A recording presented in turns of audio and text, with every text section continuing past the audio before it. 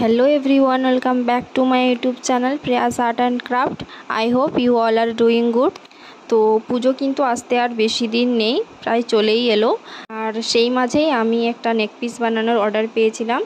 সেই জন্য অর্ডারটা কমপ্লিট করার জন্য আমি কিন্তু মাঝখানে কোনো ভিডিও আপলোড করতে পারিনি।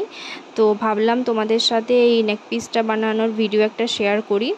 যদিও বা ভিডিওটা সেরকম বেশি লং নেই, আর তোমাদের সাথে কিন্তু পুরো প্রসেসটা আমি শেয়ার করতে পারিনি, কারণ মাঝখানে আমি এই অর্ডারটা কমপ্লিট করার চাপে আর ভিডিও করা আমার হয়ে ওঠেনি। যতটুকু পেরেছি ততটুকু তোমাদের সাথে শেয়ার করেছি। নেক পিসটা বানানোর জন্য আমি এখানে নিয়ে নিয়েছি মোল্ডেড ক্লে। আর মোল্ডেড ক্লেটাকে সবার প্রথমে একটু ট্যালকাম পাউডারের সাথে আমি এইভাবে স্মুথ করে নিচ্ছি। এরপরে আমি একটা রোলারের সাহায্যে রোল করে নেব। তো তার জন্য দেখছো আমি এখানে আমার শেষ হওয়া একটা বডি স্প্রের বোতল ছিল, তো আমি ওটাকে এখানে ইউজ করছি। এখানে আমি তোমাদেরকে দেখাচ্ছিলাম যেটা দিয়ে তোমরা রোল করবে সেটাতে যদি একটু ট্যালকাম পাউডার না লাগিয়ে নাও তাহলে কিন্তু ওটাও ক্লেটার সাথে আটকে যাবে, ভালোভাবে কিন্তু রোল করতে পারবে না। এরপরে আমি এরকম একটা সার্কেল প্রথমে রোল করে নিয়েছি। এরপর দেখছো আমি এরকম যে শেপটা আমি দেব সেই শেপেরই একটা আমি কাগজের টুকরো কেটে নিয়েছিলাম। তারপরেই ক্লেটার উপরে বসিয়ে নিয়ে আমি চারপাশ থেকে ভালোভাবে শেপটা দিয়ে কাট করে নেব। তোমরাও যে শেপেরই কাট করবে, তো তোমরা ফার্স্টে কিন্তু একটা কাগজের টুকরোকে সেই শেপ দিয়ে প্রথমে কেটে নেবে, তারপরেই ওটাকে ক্লের উপরে বসিয়ে নিয়ে কাটবে। তাহলে কিন্তু ফিনিশিংটা খুব ভালোভাবে আসবে এবং তোমরা যে শেপটা চাইবে সেই শেপটা কিন্তু সুন্দরভাবে আসবে। এরপর দেখছো যখন আমার এই শেপটা দেওয়া হয়ে গেছে তখন এর সারফেসটাকে আমি স্মুথ করার জন্য একটু ট্যালকাম পাউডার নিয়ে উপর থেকে এইভাবে ফিঙ্গারের সাহায্যে আমি স্মুথ করে নিয়েছি। এরপর আমি কিছুটা ক্লে নিয়ে সেটাকে পাতলাভাবে রোল করে নিয়ে এই বেসটা চারপাশে কিন্তু আমি এইভাবে লাগিয়ে দিয়েছি। এরপরে দেখছো আমার যেখানে যেখানে প্রয়োজন সেখানে কিন্তু আমি এইভাবে ফুটো করে নিয়েছি। আর এইভাবে আমি দুটো ইয়াররিংয়ের জন্য বেস আমি তৈরি করে নিয়েছি এবং পিছন দিক থেকে কিন্তু ইয়াররিং স্টার্ট দিয়ে আমি এটাকে বানিয়ে নিয়েছি। এই পার্টটা যখন আমি করছিলাম তখন আমার মনেই ছিল না যে আমি ভিডিও বানাচ্ছিলাম, তো তারপরে আমার আর ভিডিও করা হয়ে ওঠেনি। তবে তোমাদের যদি এগুলোতে কোনো প্রবলেম থেকে থাকে তাহলে কিন্তু তোমরা আমার পুরনো যে ভিডিওগুলো আমি আপলোড করেছি সেখান থেকে কিন্তু এগুলো ক্লিয়ার করে নিতে পারো। সেখানে কিন্তু আমি ফুল প্রসেসগুলো খুব ভালোভাবেই তোমাদের সাথে শেয়ার করেছি। এরপরে আমি পেন্সিলের সাহায্যে এটার উপরে একটা স্কেচ করে নিয়েছি। তারপরে কিন্তু আমি কালার করছি। এতে কালার করতেও যেমন সুবিধে হয় আর ফিনিশিংটাও কিন্তু ভালোভাবে আসে। ডাইরেক্টলি যদি এটা করতে যাই তাহলে কিন্তু এতটা ভালো আসে না। ফার্স্টে আমি এখানে রেড কালারটা নিয়ে যেখানে যেখানে প্রয়োজন সেখানে করে নিয়েছি রেড কালার। তারপরে ইয়েলো কালারটা দিয়ে আমি ফেসটাকে কালার করে নেব। তোমরা যখনই কালার করবে তোমরা কিন্তু যে কালারটা একবার করবে সেটা যেখানে যেখানে তোমাদের প্রয়োজন হবে সবার প্রথমে সেই কালারটার কাজটা কমপ্লিট করে নেবে, তারপরে আরেকটা কালার করা শুরু করবে। কালারিং করার সময় তোমরা যখন ব্ল্যাক কালার ইউজ করবে, ব্ল্যাক কালারটা আমি সাজেস্ট করব সবার লাস্টে ইউজ করার জন্য। বাকি তোমরা ভিডিওটা দেখতে থাকো তাহলে কিন্তু কালার করাটা ভালোভাবে বুঝতে পারবে।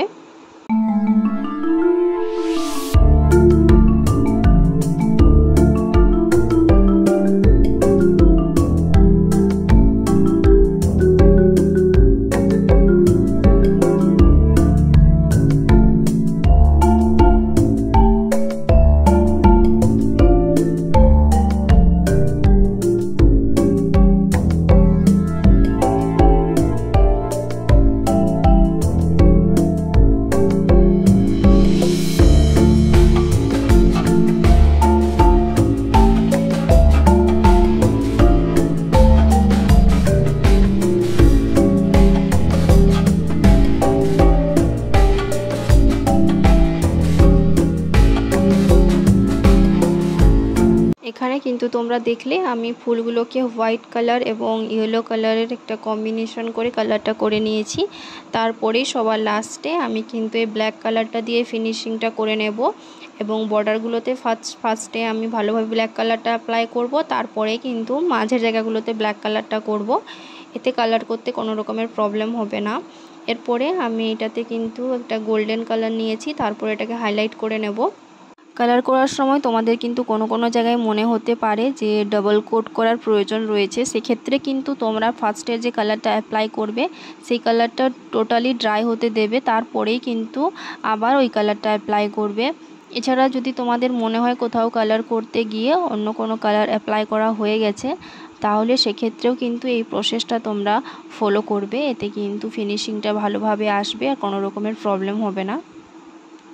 যেমন এখানে কিন্তু আমি ফার্স্টের এই কোটটা করছি গোল্ডেন কালারের, আবার কিন্তু এটা ড্রাই হওয়ার পরে আবার আমাকে গোল্ডেন কালারটা করতে হয়েছে, তবেই গিয়ে এটা ভালোভাবে ফিনিশিং এসছে। পরে কিন্তু আমি এর চারপাশে ব্ল্যাক কালার দিয়ে বর্ডারটা করে নিয়েছি। এরপরে যে বেসটার বর্ডারটা রয়েছে সেটা কিন্তু ইয়েলো কালার দিয়ে আমি ফিল করে নিচ্ছি। এরপরে আমি কিন্তু ব্যাক সাইডটাতেও কালার করে নেব, যেখানে আমি রেড কালারটা ব্যবহার করেছি। এখানে তোমরা যখনই জুয়েলারি বানাবে তার ব্যাক সাইডটাতেও ফিনিশিং করতে ভুলবে না। এরপর টোটালটা যখন আমার ড্রাই হয়ে গেছিলো, তারপরেই কিন্তু ভার্নিশের একটা কোট আমি অ্যাপ্লাই করে দিয়েছি এটাকে ওয়াটার লক করার জন্য।